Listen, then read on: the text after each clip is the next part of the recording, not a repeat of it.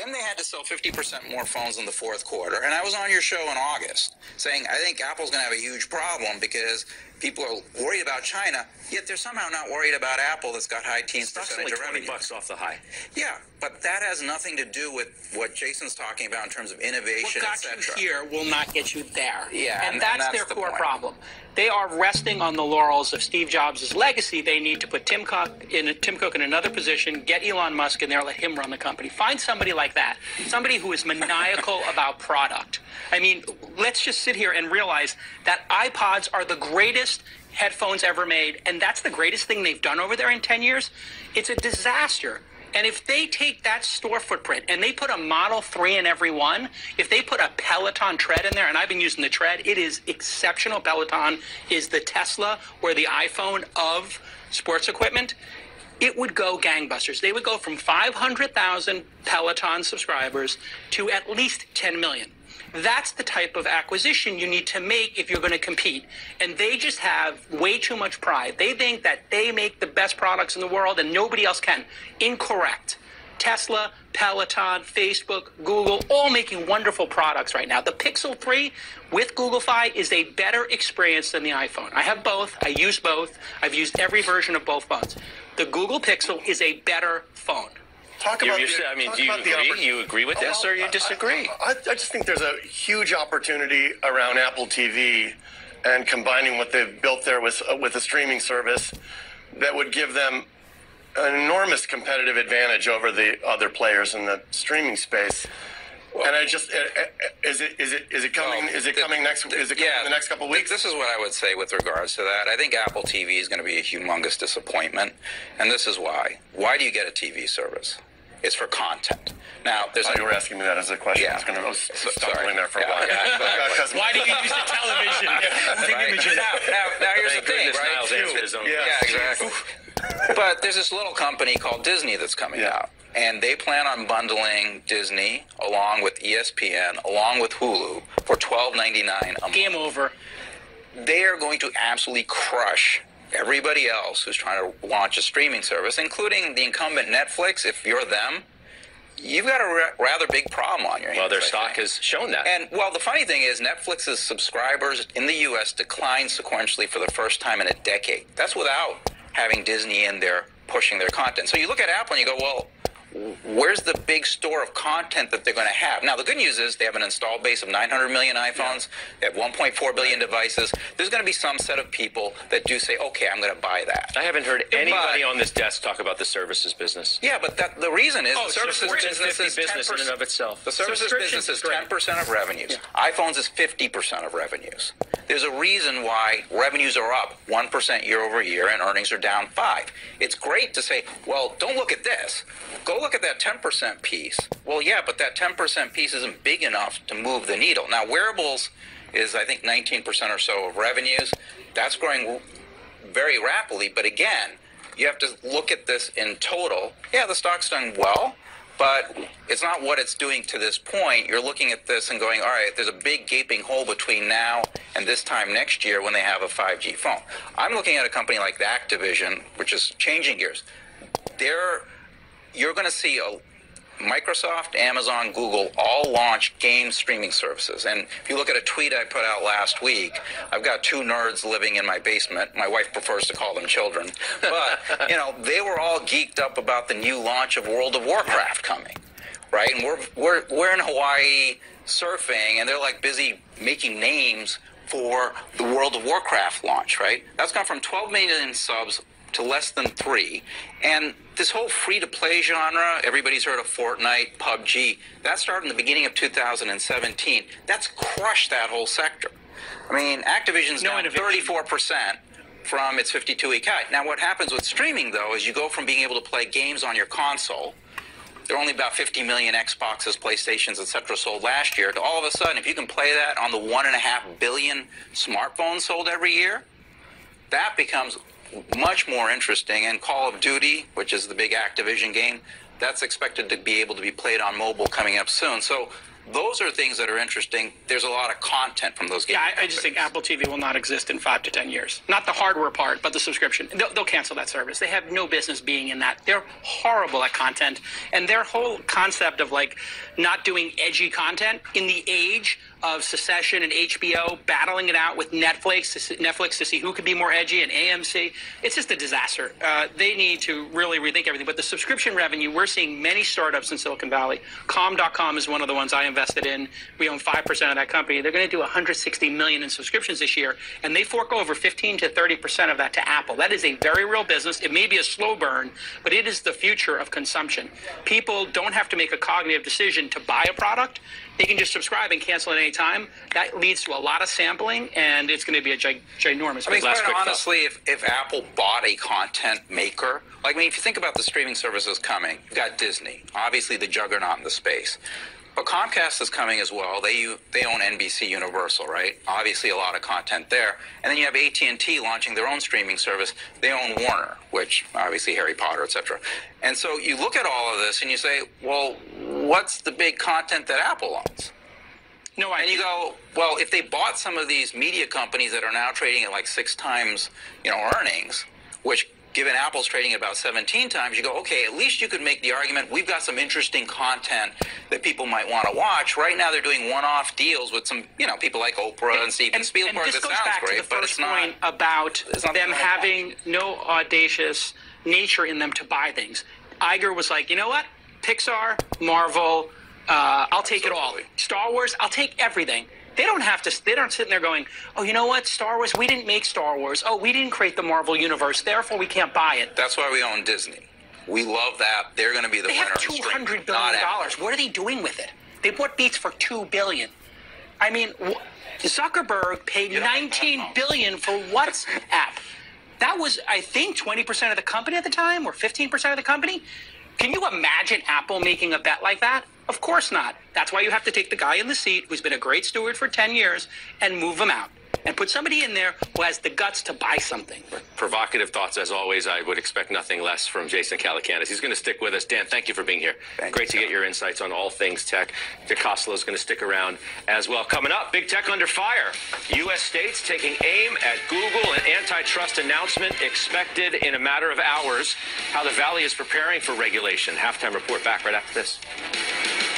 About 90 minutes from now, about 30 attorneys general are expected to announce an antitrust investigation into Google. Our Ilan Moy joins us from the steps of the Supreme Court, where that announcement will be made. Ilan. That's right, Scott. We're expecting this announcement to come at 2 p.m. right here in front of the Supreme Court, and have now been able to confirm that nearly every single state in the country will be participating in this antitrust investigation against Google. The one notable exception is California, Scott, where you are, and of course, home to Google's headquarters. Now, that's according to a source familiar with the case. The California State AG's office has sent me a statement that says the state remains deeply concerned and committed to fighting anti-competitive behavior. Now, the state that is leading this case is Texas. The Attorney General there is Ken Paxton. He's a Republican, and he's indicated that this case will center on 3 big questions. 1, is Google stifling competition? 2, is it restricting access? And 3, is it harming consumers? I'm also told that the investigation will include a demand that Google turn over documents related to its advertising business. Now, for its part, Google has already released a statement preemptively saying that its services help people create more choice and support thousands of jobs. So clearly, Scott, this is not Google's first rodeo. Fortunately or unfortunately for the company, they've grown well accustomed to these types of investigations, both here at home and abroad. Back over to you. Yeah, Ilan, thanks so much. That's Ilan Moy outside the Supreme Court for us. Okay, the gang's all back. Jeff Richards is back from GGV. Your industry's under fire. I don't know how else to say it. What are you all thinking about it? Jeff, you first. Yeah, I mean, I think the point that Ilan made about, is it better for consumers? I mean, there's no question our lives are better because of Amazon, because of Google, perhaps because of Facebook. The question that I think comes back to is, are we stifling competition? And that's where it gets challenging. You have 90% search share. You have a dominant position in maps. You own a lot of the advertising infrastructure in the United States. So it's a fair question, but I personally feel like my life's better because of Google. So it's hard to then wind back the clock and ask about those other factors. here, but they went after Microsoft when Microsoft, at least for those of us out here, felt like much less of a threat. They're going after Google now when there are plenty of other areas of tech that feel like they're monopolies. Certainly Facebook owns the social graph and decides who can and can't have access to that via their APIs, et cetera. The App Store is, as Jason mentioned earlier in the show, you got to pay the VIG. You got to pay the 30% on any subscription that goes through there. If there was a competitive App Store, the App Store wouldn't be able to charge 30% on subscriptions. So I just kind of feel like the regulators once again are going after yesterday's issues, and there are bigger issues facing the competitive landscape. You're not being dismissive, though, about some of the self-inflicted issues that need to be dealt with one way or the other, are you? 100%. So many of these things are own goals. There was an advertising issue raised the other week by the folks running the new Brave browser about hidden pages that Google Ads was surfacing to making sure data was passed between advertising partners. Those things are own goals and self-inflicted wounds that the folks out here just have to get smarter about. The one thing I'll add, and then I know you're going to jump in with something aggressive, but my reputation. Yeah, exactly. But think about where Google, Amazon, Facebook are dominant, particularly Google and Amazon, is in the U.S. 300 million people in the U.S. There's 7.3 billion people in the world. What happens as the next billion come online in Latin America, Southeast Asia, India, Africa? Do we want Google going after those consumers, or do we want to hand the keys to those markets to other tech companies around the world? I think that's got to be part of the equation as well. It's not just about the U.S. as we have a global market now. Yeah, I just think historically you would buy on an antitrust investigation because it means the company is truly meaningful, and there's no way anybody in our government can take these success stories and ankle them in the face of China picking the winners, right? I mean, we have TikTok, the first Chinese company that has hit any type of scale in America on our shores. Why we allow them in our country when Twitter is not allowed in China is beyond comprehension for me, and you can be sure the Chinese government has access to those microphones and cameras of tens of millions of Americans using TikTok. Putting that aside, I think there's one of two outcomes here. One, they put Google in the penalty box, and maybe it impacts revenue in the low single digits. And the way that would happen is because Google has been so aggressive in pushing down the organic search results and putting their own services above it, and they put 5 or 6 links up there that you can't tell are ads. So if the antitrust people would like a place to look, put 100 consumers in front of a Google search and say, tell me what's ads and what's not, and 60 or 70% of them will not know the difference, and that's where they could really hurt Google, 5 to 10%. The master play for Google is to say, you know what, you got us. We're going to spin out YouTube. We're going to spin out Nest. And that will create more shareholder value because those assets unleashed outside of Alphabet would do even better, which is why they set up Alphabet to begin with. Alphabet being set up as a way to distance Larry, who does not want to speak in public. When's the last time you had Larry on the show? Oh, never. He doesn't talk publicly. He is not available. Something's wrong with his throat. He does have a thing, but he is not available to talk about it. They've been very smart about architecting this company so nobody's in charge and nobody knows where the bodies are buried. Let me ask you about Facebook. Koslow says monopoly on the social network. Jeff in listing, my life is better off with Google. He used the word perhaps when talking about Facebook. How do you see Facebook? Well, Facebook is really the cause of all this. They were the first company here in Silicon Valley to really abuse the customer base at an audacious level. And then they did something that was really distasteful here. They treated other entrepreneurs like the Chinese companies and entrepreneurs treat America. In other words, they had no respect for intellectual property. And that has made them so loathsome and hated here in the community by taking everything that Evan Spiegel did with Snapchat and just stealing it like a photocopy. And they put the target on their back. And then for Zuckerberg to come out and say, like, oh, it's ridiculous that an election could be swung by our services, while the sales team is embedded in Trump and Hillary and everybody else's campaign with sales documents saying, we'll help you win your election. And then Zuckerberg says it's not possible. It's that kind of arrogance that Zuckerberg has that has led to the government having to do something. Now, what can they do? Can they get them to break up and sell Instagram or WhatsApp? I don't think so, but they're not going to let them buy the next ones. And that's really, I think, the existential risk for Zuckerberg is he has been such a bad steward of that company. He has been such a bad human being in how he's treated his own users that he needs to be stopped. And if we didn't have Zuckerberg in this ecosystem, people would look at tech a completely different way, I believe. And they could solve the entire problem with one simple product innovation. If you logged into Facebook today and it said, would you like to subscribe to Facebook for $8 a month, $60 a year? Then they would have the air cover. They could just say, you know what, Dick and Jason, Scott, you all decided that you don't want to give us your data. You're a subscriber. We collect none of your data. You think then that would solve the whole problem. Do you think Facebook is truly on top of the issue of data privacy at this point? They're a disaster. I mean, the whole concept was to move fast and break things. Congratulations. You broke the democracy. You broke people's privacy. That was their explicit goal. And that's why I think if you look at a lot of the problems we have right here in Silicon Valley with the black eye, with people looking and not trusting us anymore, it really goes back to Zuckerberg's approach, which was put a product out there, let the chips fall where they may. And that really is very hard to compete against. If Twitter decides, let's be judicious here, let's check the ads before they go up on Twitter. And Zuckerberg's like, check the ads. No, that's friction. Just put the ads up. I don't care if it's in rubles. I don't care if it says Hillary's a racist. Just put that stuff up. That's what they did. Well, look, it's hard to say anything after Jason that doesn't sound equivocal, or meek. But Ben Thompson, a sort of a thought leader, if you will, out here, wrote a little while back that the way to think about going after or regulating these companies should be different in each case, not blanket same way across the broad brush. And his thought on Facebook is, they probably shouldn't be able to be allowed to buy other social networks like Instagram, for example. I think that's probably at least an interesting idea. His way of thinking about you have to treat these companies differently when you think about regulating them. I would just add that to Jason's point, if you look at the reaction to Libra, which is Facebook's kind of toe in the water in the cryptocurrency blockchain area, it's been fairly negative in Washington, D.C. and sort of a fairly, very. What could go wrong? I mean, right. We're going to create our own by currency. Congress people, but I think that's an indication that the government realizes they probably waited too long on some of these other fronts, and so the reaction to Libra has been pretty negative. Hey, Twitter's not out, a shining beacon on the hill in some respects as well.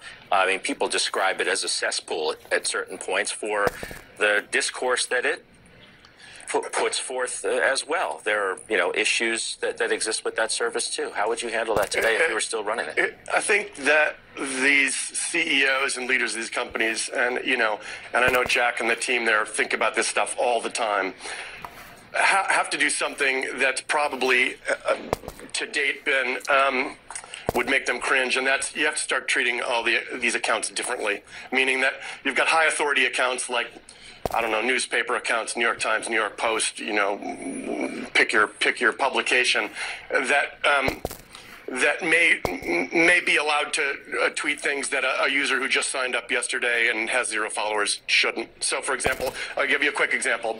Back when I was CEO, ISIS notably assassinated some hostages they had captured. They tweeted photos of the assassination, and we said, okay, any account that tweets these photos out, it was mostly ISIS accounts at the time, we'll suspend them. You can't tweet photos of people being executed.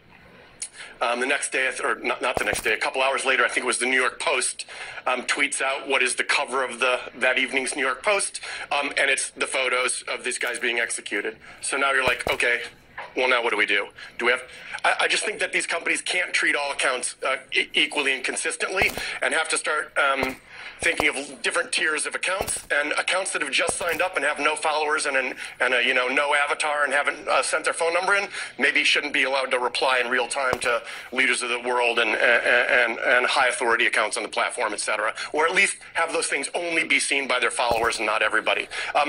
That's if you tell the CEOs of these companies this thing, like, oh, great, I have a hard enough time now. I got to start thinking about treating these accounts differently. But I think that's probably the way forward, as hard as that is. Last and quick. Yeah, no, I would just say, I think if you look at Twitter, it started as a free speech experiment, and we were all very pro that.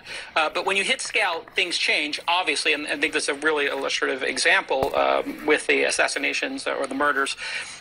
why not just make everybody verified and just say you have to have a real name like Facebook does? And if you don't choose your real name, if you don't verify, then you're going to be part of this underbelly that people have to opt in to see. Now, the reason they wouldn't do that is they're a public company, and then they're going to go flat for 3 quarters, and then y'all are going to give them a hard time, and their stock's going to collapse. And that is really the problem and this reason why companies are staying private longer, and why we have this issue that we've been talking about for months about these companies waiting too long to go public. They're waiting because they can't take dramatic action like this without the stock getting cratered, and then all the employees are underwater. I think it's as most things are, and people don't like to hear this, but it's more complicated than just verifying all the accounts. You've got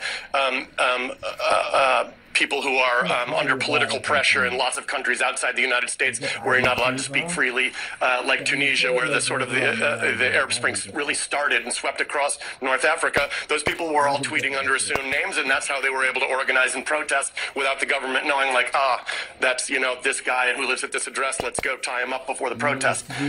So it's more complicated than that. There are also people who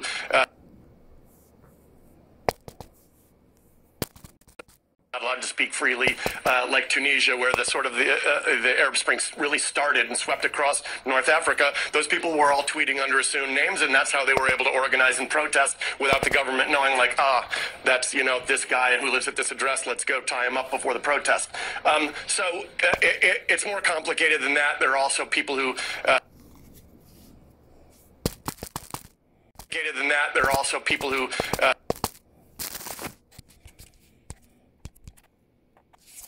can't verify their accounts because they don't have their permanent phone numbers, etc. No, I don't think you can ban the president of the United States. Even if he's abusing people. It's not Twitter's problem that he was elected president.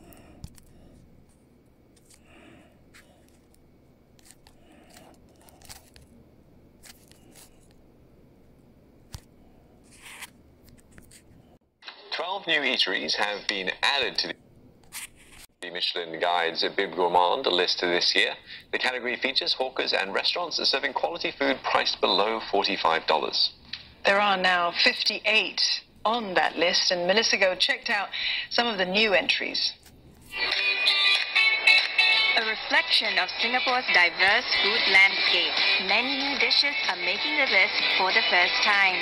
A new entrant is this pig organ soup stall in Tiong Bahru, helmed by third-gen hawker Thomas Koh. He quit his graphic designer job to take over his grandfather's business. My hard work really paid off, as a hawker, you don't really get to rest much, you have to do most of the things by yourself. Mr. Koh's next target, a Michelin star, no less. So that I can keep my grandfather's legacy, these 65 years, it's like a history already. Over at Bedok Interchange Hawker Centre, there's not one but 2 new entries, including the humble Tree Kueh. For $1, you get 2 steamed rice cakes, topped of course with preserved radish.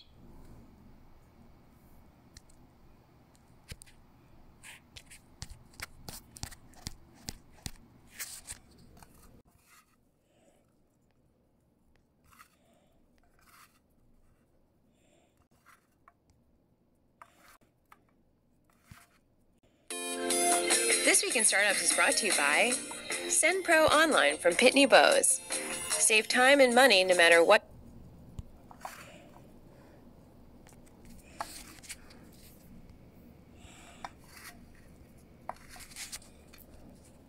you ship or mail.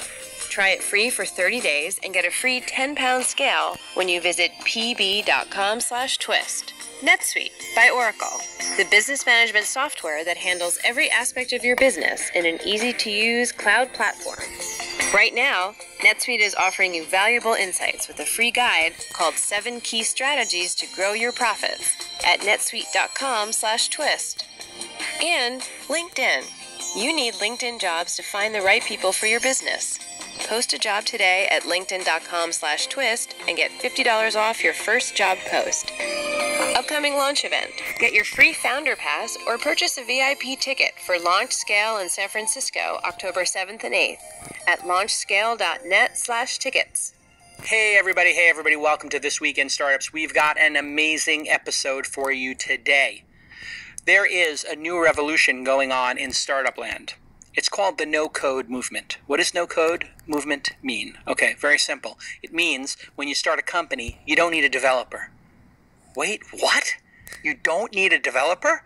I thought Y Combinator only accepted developers. I thought that was the key thing that venture capitalists made their decision on. Well, the truth is that as the tools have gotten more sophisticated, and as the glue between them, APIs, have become more sophisticated, doing workflow apps, let's say you sign up for something, you get an email in response, maybe you leave a message, maybe you subscribe and pay for something. All of those little tools, those components of a website or those components of an app have now been productized, and you can drag and drop them and make a website. You've seen this with things like Squarespace, right?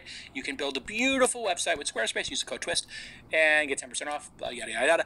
But that WYSIWYG movement has now leveled up, and now you have things like ZapPA, and If This Then That. You have tools like Slack. You have things like Stripe. You have SurveyMonkey and Typeform. All these tools have been built with Glue, and we're seeing at the Launch Accelerator, our accelerator, companies show up that have 10K, 20K a month in revenue. They've never hired a developer. They've never done the 12-month build a product, then launch it, and see if anything happens. So the MVP movement that Steve Blank and Eric Ries pioneered, where you could put out a minimum viable product. That doesn't mean a ishy product, like a bad product. It just means the least amount of product you can make in order to test your theory. So people are now doing this without a developer. What this means is 1 million more startups will be created in the next decade because of the no-code movement. And the leader of the no-code movement, Vlad Magdalin, is on the program today, and he is the CEO and co-founder of Webflow.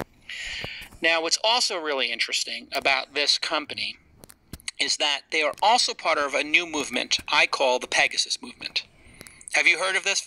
I have not. Welcome to the program, Vlad. You haven't heard of it because I haven't published the blog post yet, but I got to do it now before this episode comes out. Pegasus movement is the much more exciting movement than the unicorn movement. It's the founders who are so good at what they do, so capital efficient, and so fearless in charging for their products and having profits that they can fly above the unicorns and the venture capitalists and skip rounds of funding. It's a pretty good analogy. I love it. And we've seen it 4 times. Calm.com, $5 million valuation, then they went to 250. What happened to those 3 rounds in between? They didn't do them. No cap table dilution. Fitbod, when they started with us at our accelerator, $3,000 a month in revenue, now $850. They haven't done a round since they came out of the accelerator and did their seed. Wow. We also saw it with Notion, I think, skipped a couple of rounds. They're part of this movement. We weren't able to invest in them, and that is kind of a signature of the Pegasus movement, is that they fly so high that nobody can catch them, right? It's hard to catch a Pegasus. And we have one other company will come to me in our portfolio that also has skipped multiple rounds of funding because of profitability. You started this company when? In late 2012. And you worked on it for a couple of years, and then you were going to quit because it wasn't working. Is this true? So actually, this last attempt was the 4th attempt at starting the company. Wow. So the first attempt was in 2004. I believe I'm getting the timing right. Then 2006, then 2007, and then again the last time in 2012. All the same corporate entity, or they were just projects? All different entities, different co-founders. First 2 were just by myself. Second one was different co-founders, one of whom is actually working at Webflow now.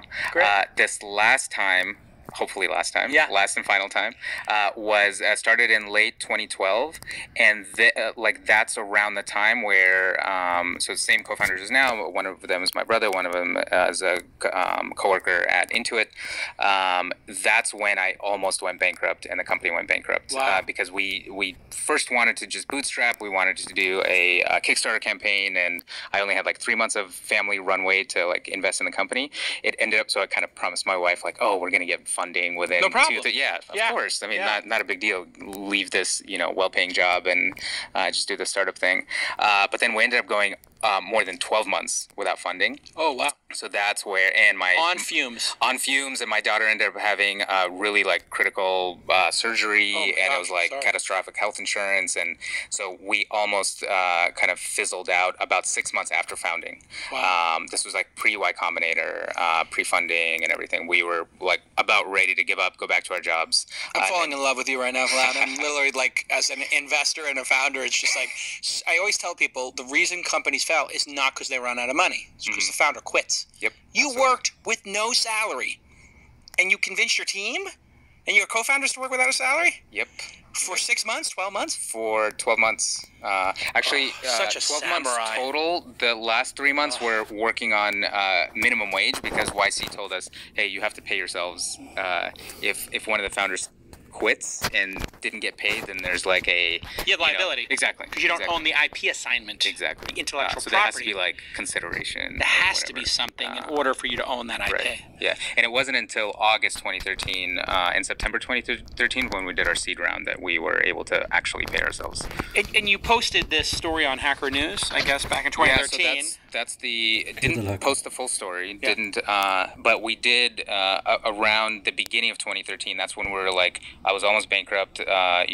We're considering moving back and going back to our jobs. That's when we said, look, we have to like give ourselves a deadline, a month, and post something on Hacker News. We're not going to be able to build a full product. Just post an idea of it and then see if it sticks. Yeah. And it stuck. Like it was #1 on Hacker News for the whole day. For those who don't know, Hacker News is like Reddit, but for founders and developers. Yeah, started by Y Combinator. You can go to news.ycombinator.com. And I love this tweet. My Webflow journey: 2004 idea, 2005 first try failed, 2006 married, 2007 second try failed, 2008 third try failed, 2009 kid #1, 2010 day job, 2011 kid 2, 2012 fourth try YC says no, 2013 YC says yes, funded, get $100K in the bank.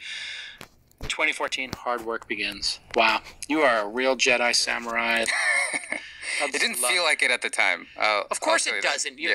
Go watch The Seven Samurai when they're in the mud. Go watch, Luke Skywalker lose a hand. I mean, this is serious business entrepreneurship. And we live in a time of entitlement. Unlimited vacation, work from home, free food, all kinds of nonsense. You worked with no salary for a year, trudging through the mud. What kept you at it in those moments? What is it about you and your team that you just would not give up? Two things. One of them, blind optimism. Like in the moment, it just felt like, oh, it's right around the corner. This is going to work out. Like it didn't. To my wife, it didn't feel that way. But God bless the spouses. I mean, the amount of commitment that's required is just nuts to think about, especially not seeing like everything, like all the potential promise, like the vision I had in my head for for this product, for this movement, etc.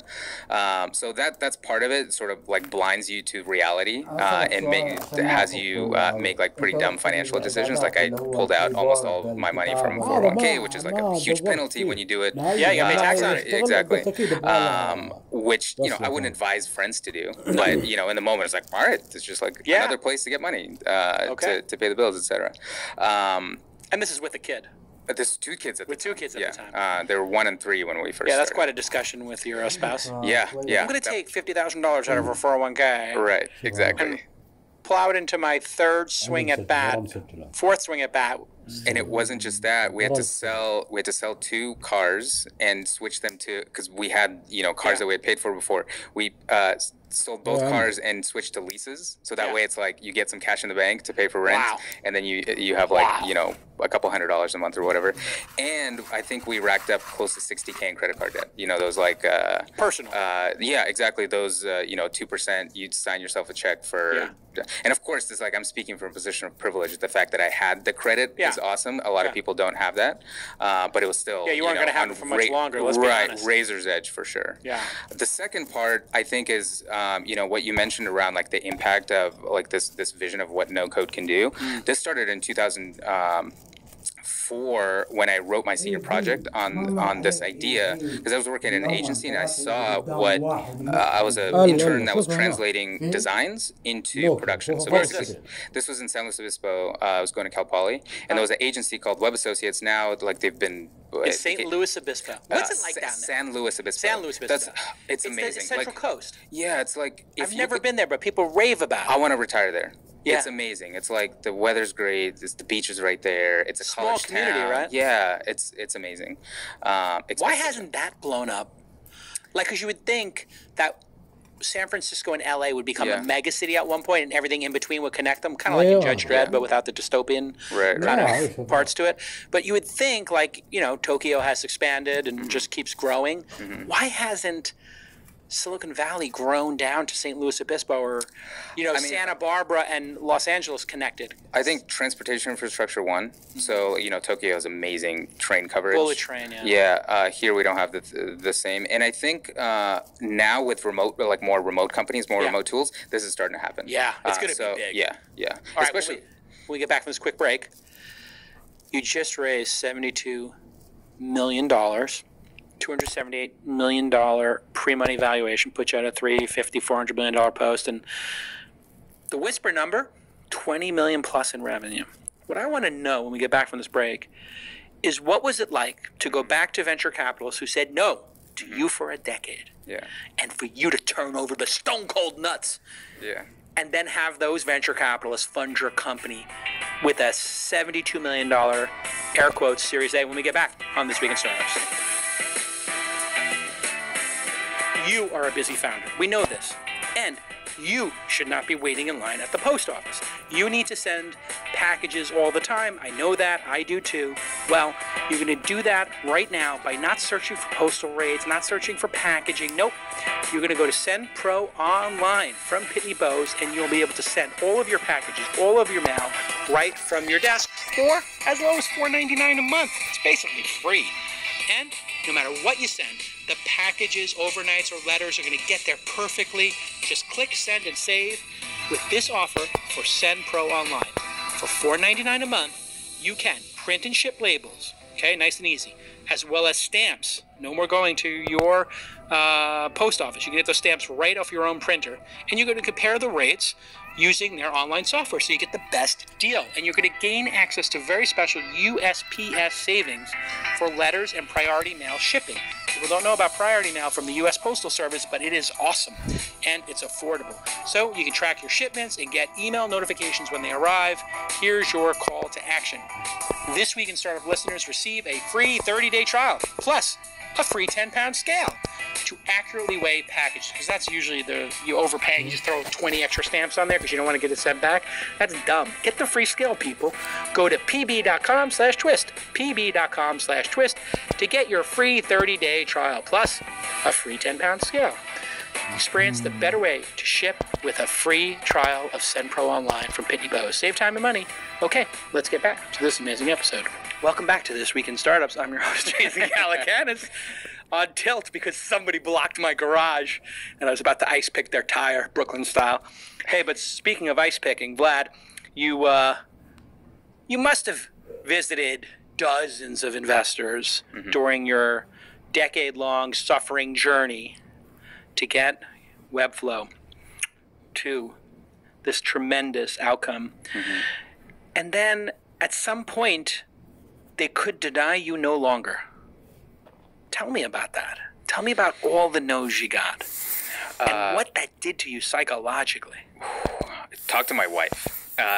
In 2013, when we were raising our seed round, this is post YC demo day. So, you know, we thought the story in our heads was once you go through YC, you're sort of like done. golden child, etc.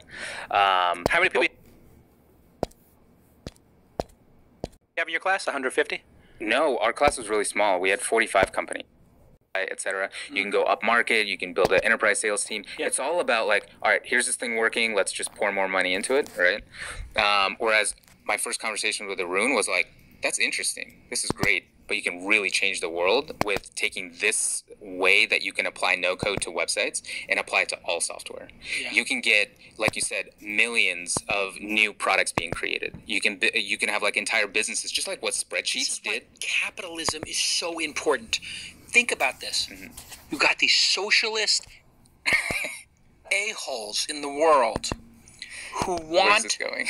I'm going to tell you where it's going. Stick with me here for a second. All right. Let's hold before that. You Here that incentivizes entrepreneurship is amazing. I think the sort of systemic effects of how much founders are like, whether it's through attention or money or like it's weird, like how much they're incentivized, right? To sometimes you have like this 500-to-1 ratio between a CEO and a person doing like incredibly hard work to get that mission to happen. That feels systemically it just incongruous, right? And here's the great thing. You can do what you want in your company. If you feel that pressure, you can do it. And if Bill Gates wants to not do that and then give all his money away at the end, you can do that too. Yep. That's what the... أطلقت الشركة